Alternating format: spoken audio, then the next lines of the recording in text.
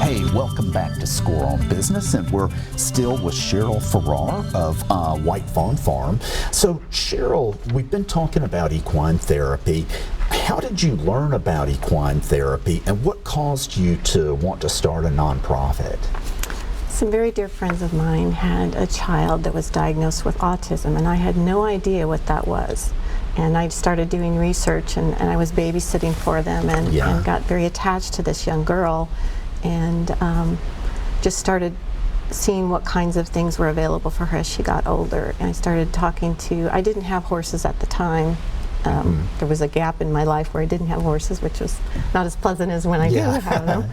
But found out about equine therapy then, and started volunteering in California, where I'm originally from, and ended up being on a board and then doing volunteer work. I did some fundraising for them, and when we decided, my husband and I, to move to Tennessee, we wanted to start something in a bigger way, and had a dream and a passion to do that. Yeah. And I myself have a learning disability. I have dyslexia, so I have a sensitivity to people who struggle with things and have to work harder than others to get things done. So I had this connection with someone I very much cared about. I had my own situation, and I had my experience since I was 8 years old with horses and knowing how special they were. And then I was delighted to find out that there was actually something that combined all my loves and passions together that could benefit others. Well, equine therapy is a big deal. You know, there's other organizations here doing it. The one thing I like about what you're doing is making it available to folks who are over 18 or you know, not kids. We never thought we were going to discriminate based on age, but it didn't occur to us that there was a population that wasn't being served. Right. And so most of the centers that offer equine therapy, when the individual turns 19, they're no longer eligible to continue. And I've been in contact with those organizations, and they're making our program known so that families have an option if they want to continue riding after their children age out of the programs they're in today. Yeah, yes. So how can folks get involved? Well, you asked about what we need. We did the horses I mentioned, and we're a little short on staff. Okay. So volunteers are very helpful. And the challenge with volunteers, we've had a couple of volunteer training sessions, and people get excited. They see our website, they go to Facebook, and they say they want to volunteer. And then I give a little speech about it's not a one-time thing. Yeah. The participants need to have consistency, and so do the horses. So unless you can show up on a regular basis and make a connection with the animals and the individuals in the program, it's probably something else that you could help us with, you know, whether it's painting fences or doing something else. But to actually be in the lesson, it's more beneficial.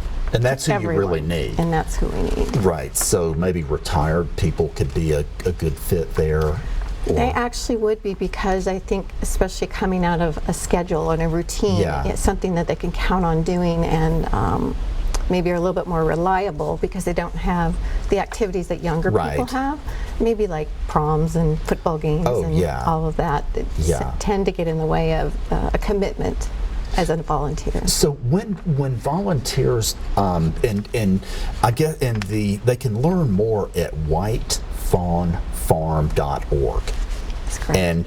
And so when do the volunteers for the classes, when do you need them? Well, right now it was Friday and Saturdays, but a lot of these, even the older people, are in educational or life skills classes on Fridays. So the Friday class is sort of reduced a bit, and it's pretty heavy Saturday. So Saturday's the main day right now. We're hoping to get more participants as well, as the word gets out about us. And that we can offer other days. And we're looking at putting up some arena lights so we can give classes in the evening, but that's going to be challenging as the weather gets colder, because we don't have a cover for our arena yet. Yeah, well, it doesn't get that cold here, but it does get cold. So how have you managed having a full-time job while starting White Fawn Farms? Well, I think I'm very fortunate to work for an organization that is willing to let all of its employees give back to the community. And when I was hired on at NASBA, where I work as a CIO, I made it known that this was something very important to me, and the leadership there was gracious enough to let me have some flexibility Awesome. to be able to address. Yeah, but I imagine a lot of busy times.